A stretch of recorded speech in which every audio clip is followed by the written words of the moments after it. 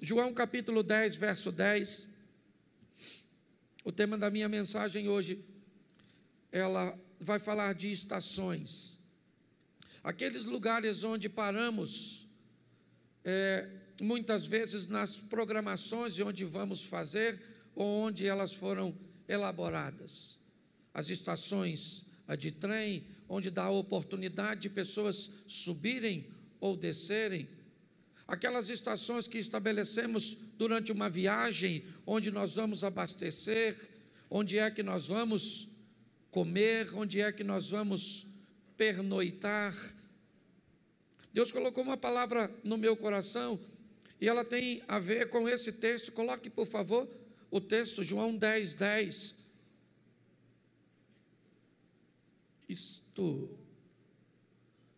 O ladrão não vem senão a roubar, a matar e a destruir. Eu vim para que tenham e a tenham com... Feche seus olhos. Senhor nosso Deus e Pai, em nome de Jesus, continua falando conosco. Usa-me, ó Deus, como um canal de bênção, pelo poder do nome de Jesus. Amém. Glória a Deus. Desde o início do ano, nós trouxemos para a igreja uma proposta de recomeço, de retomada, de realinhamento, de fazer com que a igreja retomasse aquilo que perdeu, realinhasse seu comportamento, revisse seus conceitos, rompesse com algum de seus paradigmas. Ou seja, no texto em que lemos, dito por Jesus, ele diz: o meu adversário é um ladrão, sua função é tríplice: roubar, matar e destruir. Porém, a minha função é oferecer a vocês vida, e vida com fartura, e vida com abundância. Minha proposta hoje é mostrar para você que ao longo da sua caminhada, obrigado, Daniel, ao longo da minha e da sua caminhada, algumas estações precisam ser estabelecidas, lugares por onde nós vamos passar, posicionamentos que vamos ter que tomar ao longo da caminhada, para que se cumpra essa palavra de Jesus. É muito importante entendermos que o relacionamento com Deus para esta vida é um relacionamento de parceria, onde aquilo que Deus fez por mim e aquilo que eu faço vai estabelecer tudo aquilo que vai se realizar mais à frente. Por isso eu peguei, antes de estabelecer um lugar de chegada, ou seja, de alcançarmos, de chegarmos, de concretizarmos, de realizarmos, nós precisamos identificar que algumas estações, ou seja, alguns posicionamentos precisam ser tomados. E eu rapidamente vou falar dos 5 que eu separei. O primeiro é direção, o segundo é força, o terceiro é resistência, o quarto é velocidade e o quinto é poder. Quando nós estabelecemos isso na nossa vida, inevitavelmente nós criamos um processo, cujo qual nós vamos delinear entre o meu ponto de início, o meu ponto de partida e onde eu quero chegar, onde eu pretendo chegar. Ao estabelecer a nossa direção, nós vamos começar a delinear nossa trajetória, nossas prioridades, nossas companhias. Quando nós estabelecemos a nossa direção, nós vamos entender que pessoas farão parte de nossa agenda, outras pessoas farão parte de nosso destino. Nós vamos parar de canalizar forças para momentos que são apenas transitórios e passageiros, para pessoas ou situações que não fazem parte do nosso destino, mas sim do nosso momento. E não que o momento não seja importante, e na verdade o é, mas muitas vezes choramos por vermos pessoas ou situações partirem da nossa vida, que na verdade elas não fazem parte de nosso destino, mas apenas de um agendamento pontual da nossa caminhada. Existem, e nós precisamos entender que esses destinos são espirituais e físicos. Quando nós olhamos para isso, né, nós precisamos entender que a nossa direção vai ser muito influenciada, mas muito influenciada pelo meio de convívio que nós estabelecemos. Na vida só há duas direções. E, aliás, nas duas vidas que temos. Pastor, por que o senhor está dizendo que existem duas vidas? Porque Apocalipse diz: ao que vencer não receberá o dano da segunda morte. Se a Bíblia diz que tem duas mortes, é porque tem duas vidas. E uma delas é espiritual, que define o destino, que pode ser céu ou inferno. E outra vida é física, que define o que você vai viver, felicidade ou infelicidade. A proposta que Deus tem para mim e para você, que eu quero hoje transmitir para você, é que você define entre as duas possibilidades do mundo espiritual, céu ou inferno. Pastor, não tem uma terceira? Não tem. Ou é céu ou é inferno. Eu queria ser uma alma penada, não queria ir para lugar nenhum. Não rola. Sua direção ou é céu ou é inferno no mundo espiritual. No mundo físico, sua direção ou é felicidade ou é infelicidade. É assim que funciona. Então a proposta bíblica é o quê? É céu para a vida espiritual e felicidade para a vida física aqui neste mundo. É isso. Quando nós olhamos, por isso Jesus diz: eu vim para que tenham vida e a tenham em... Ou seja, você vai ter uma vida extraordinária nesta terra, só não vai ter se você fizer escolhas erradas. E além de tudo, você vai depois estar com Deus. E o que a Bíblia me diz para que eu possa criar ou estabelecer uma direção correta? Primeiro é saber para onde eu estou indo. A Bíblia diz que ouvir pessoas, buscar conselhos é importantíssimo para o desfecho da fase da direção, que é a primeira fase. Quando somos crianças, adolescentes, normalmente nós não pensamos em direção. Nós simplesmente vivemos. Mas quando vamos entrando na juventude, inevitavelmente a vida ela vai nos levando para uma fase de responsabilidade, onde ela vai requerer de mim e de você qual a direção, é céu ou inferno? Qual é a direção? Lembra por que não batizamos crianças? Porque elas ainda não têm a escolha da direção. Mas quando isso passa, inevitavelmente, a vida pede dela, céu ou inferno, felicidade ou infelicidade. Só tem duas direções. Você não tem como caminhar para céu e inferno simultaneamente, porque não se pode servir a dois senhores ao mesmo tempo. E você não consegue ser feliz ou infeliz simultaneamente. Você pode ter alegria e tristezas, coisas envoltas em momentos. Você pode parecer ser feliz por causa de uma euforia, aquilo que vem de fora para dentro. Mas o que a Bíblia está dizendo é que eu posso encontrar isso na fase dos aconselhamentos, certo? Porque quem não sabe sua direção corre dois riscos. O primeiro, de não ir a lugar nenhum, e o segundo, de andar em círculos. Tem gente que a vida gira, certo? Simplesmente não avança. Você encontra alguém hoje e você encontra ele daqui a 10 anos e ele está no mesmo lugar. E ele tem movimento, ele só não tem ascensão, ele só não tem crescimento, ele só não tem avanço. E não é disso que eu estou falando. Eu estou falando de glória em glória, de fé em fé, para que amanhã seja melhor do que hoje, para que a manifestação de Deus amanhã na nossa vida seja superior àquilo que nós estamos vivendo hoje. Quem não tem direção, você pergunta para ele onde ele se vê daqui a 5 anos, ele não sabe. Esse dia eu estava mostrando o terreno da igreja para alguém, e alguém me perguntou: pastor, onde o senhor se vê daqui a 5 anos? Eu falei: dentro da igreja aqui, pregando para 2.500, 2.800 pessoas. Quem não tem direção, não tem perspectiva de futuro. Então, a Bíblia diz que Eu preciso ouvir pessoas e buscar conselhos, mas presta atenção em Provérbios 11, 14. Coloca para mim, por favor, Provérbios, capítulo 11, verso 14. Eu vou dar mais uns 4 ou 5 versículos, então, por favor, fique atento, eu acabei não combinando com vocês. Provérbios 11, 14. Isso. Vamos lá?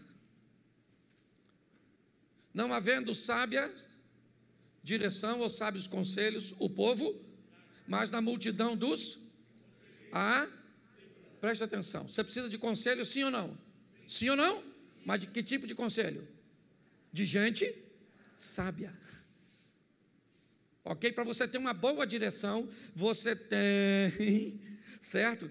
Que buscar viver perto de quem tem sabedor, porque conselho de cabeça de bagre não vai te levar a lugar nenhum. Quanto mais rápido você descobrir qual é a direção, para onde você está indo, qual é o seu fim, qual é o seu destino, onde você se vê daqui a 5 anos, a 10 anos. Pastor, isso é se preocupar com o futuro? Não, isso é planejamento de vida. É assim que funciona, tanto no mundo espiritual, quanto no mundo físico. Está lá, a água nos artelhos, a água nos joelhos, a água nos lombos, a água, certo? E depois eu não consegui. O que é isso? Isso são níveis. E nós precisamos entender e olhar para esse ambiente. Porém, já que eu estou falando de caminhada e de vida, tome cuidado, porque ao longo da vida, você pode encontrar sábios, pessoas sábias que estão perdidas.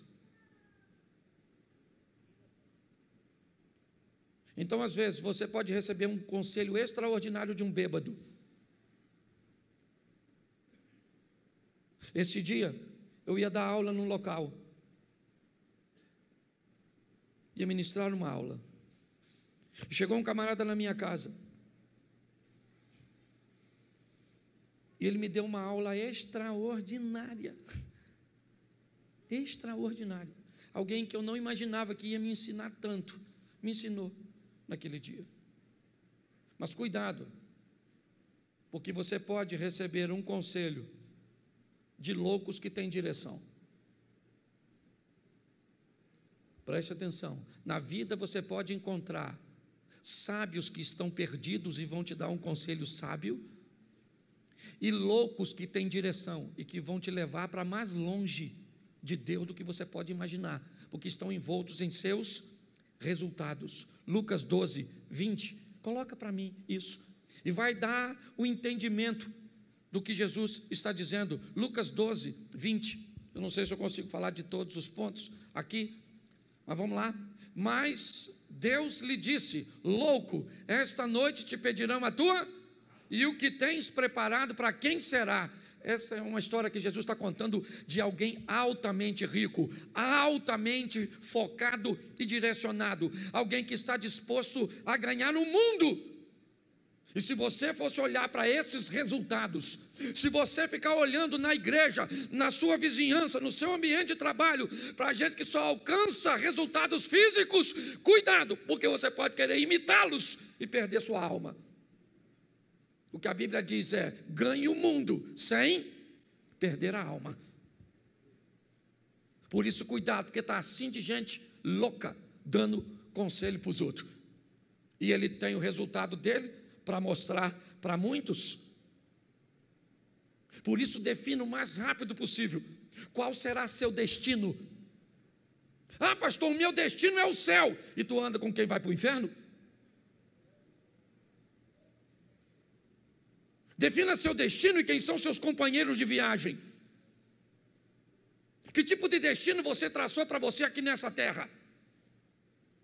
Busque andar com pessoas que estão indo para onde você está indo, que estão fazendo aquilo que você almeja fazer.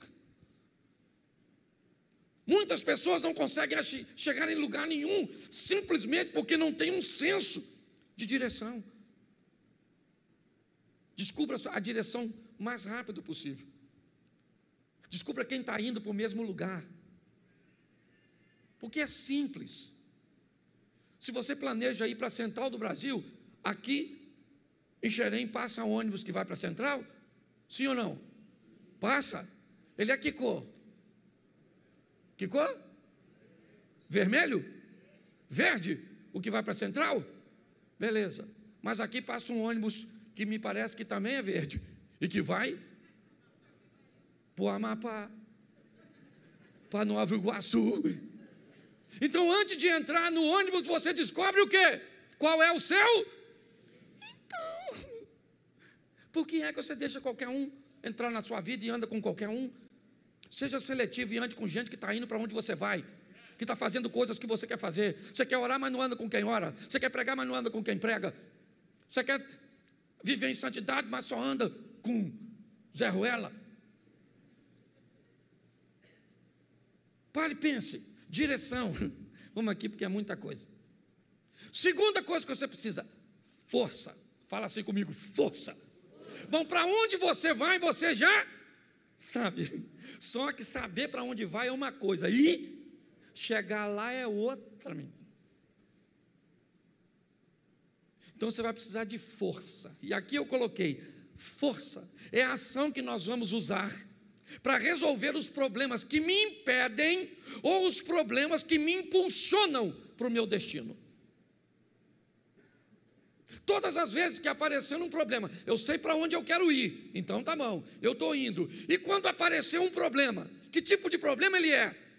Ele é um problema que eu preciso resolver porque ele está me impedindo, ou ele é um problema que eu preciso resolver porque ele vai me impulsionar, ele vai me arremessar para onde eu planejo ir. Eu preciso usar força.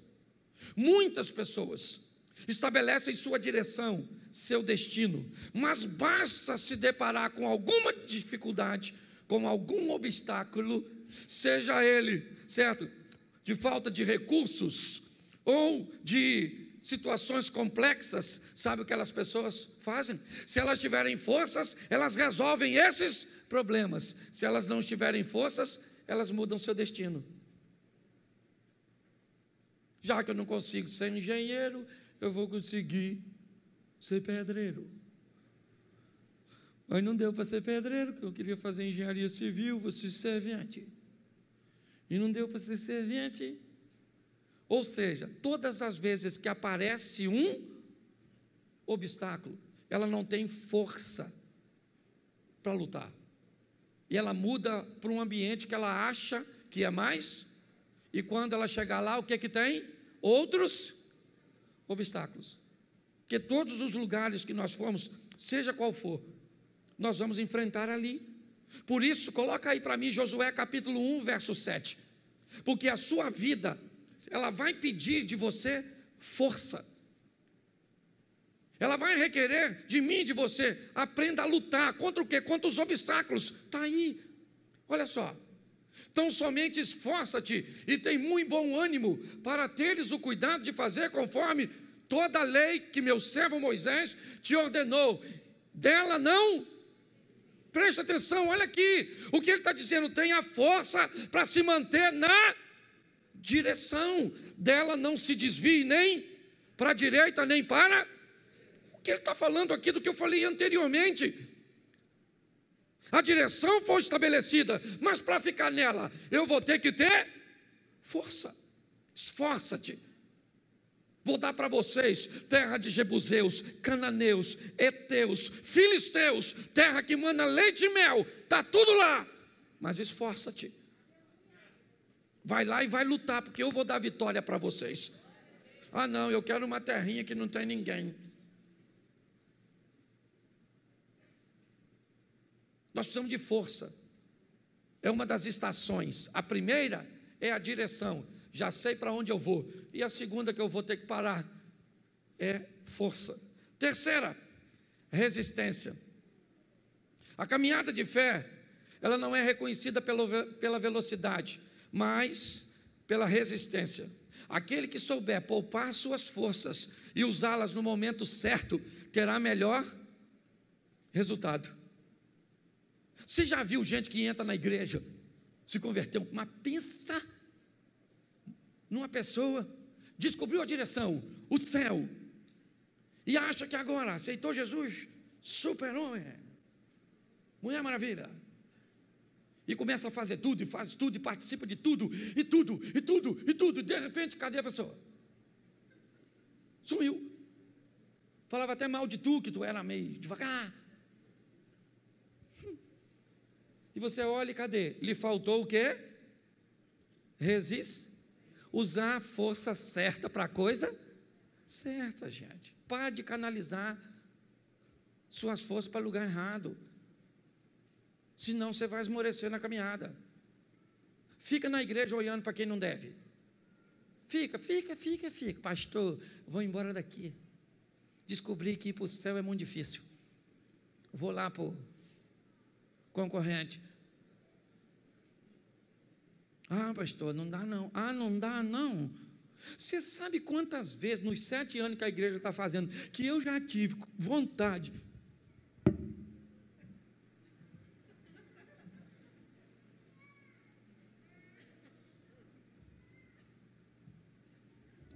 Um montão. Tem gente que bate nas minhas costas ali, pastorzão. E por trás.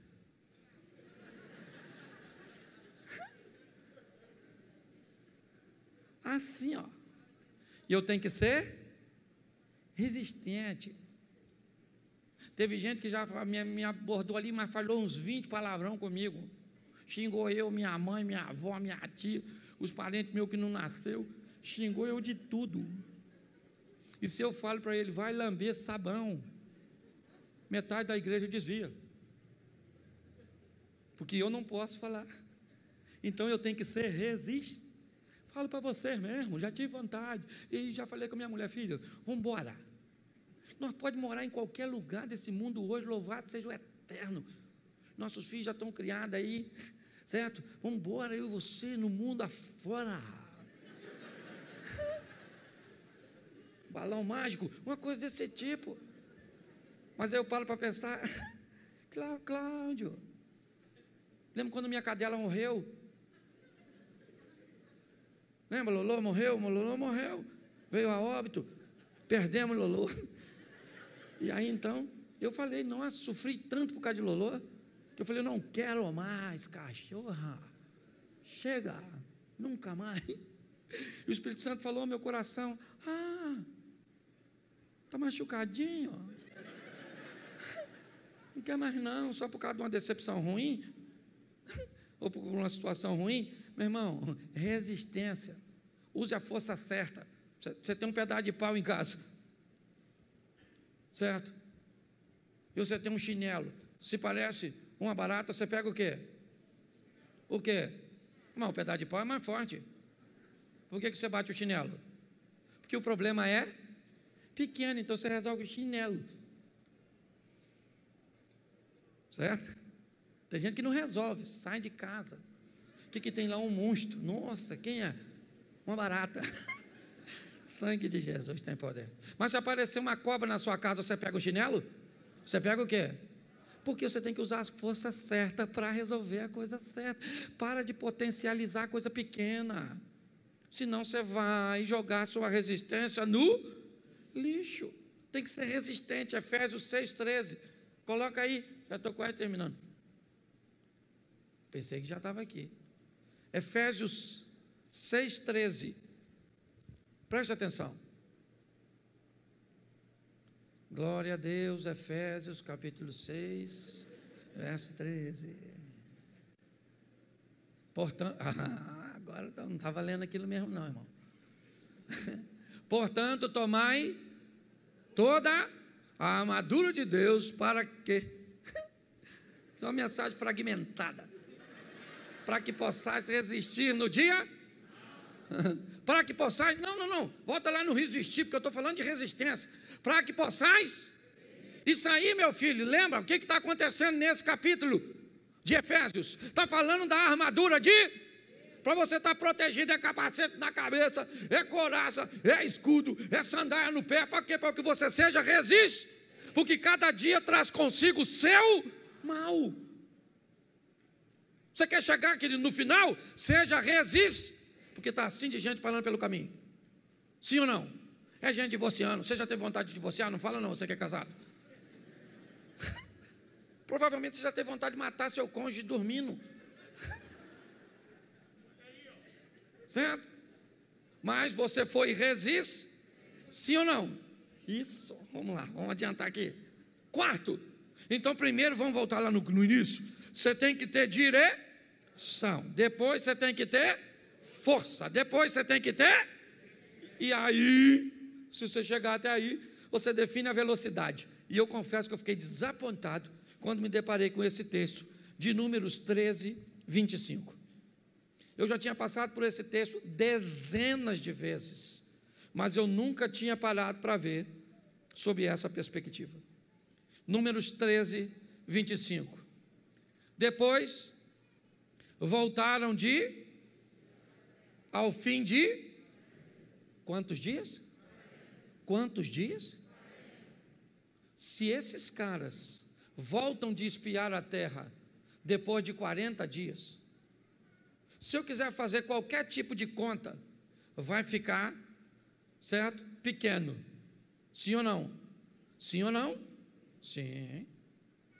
Se ele levasse 20 dias para ir, mais 20 para voltar. Se levou 15 para ir, 15 para voltar, 10 para espiar.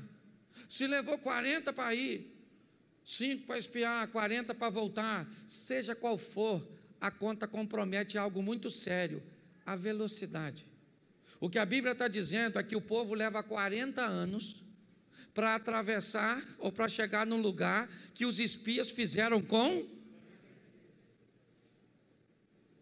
Nós temos um problema aqui, velocidade. Ok? Velocidade. Muitas pessoas se perdem porque ficam a vida toda lutando por um propósito. Cuidado com isso, porque quando Deus diz, vai lá e espia, eles estão 40 dias, 60 dias, que tivesse um ano distante de onde Deus preparou para eles, e eles levam 40.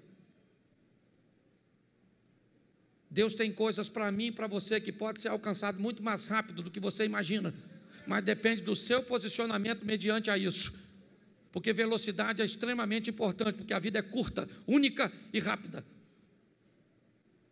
Dê uma olhada para isso. Por último, aqui, porque está assim lá fora, ó. Quando sair você sai, mas sai mesmo, que é para o povo entrar, e eu tenho que correr aqui, porque esse culto é assim mesmo. Por último, poder. Poder, você precisa de poder, você precisa de direção, precisa, você precisa de força, precisa, você precisa de resistência, precisa para a sua caminhada de fé, você precisa de velocidade, precisa, alcança o objetivo e já lá estabelece outro, mas você vai precisar de poder, e aqui eu quero colocar esse poder totalmente nas mãos do Senhor. E quando Nicodemos olha para Jesus e vai conversar com ele, João capítulo 3, para nós adiantarmos, sabe o que Nicodemos diz? Ninguém pode fazer esses sinais que tu fazes, se Deus não for. O que Nicodemos está dizendo? O Senhor tem força, resistência, direção, não é disso que ele está dizendo. O Senhor tem poder.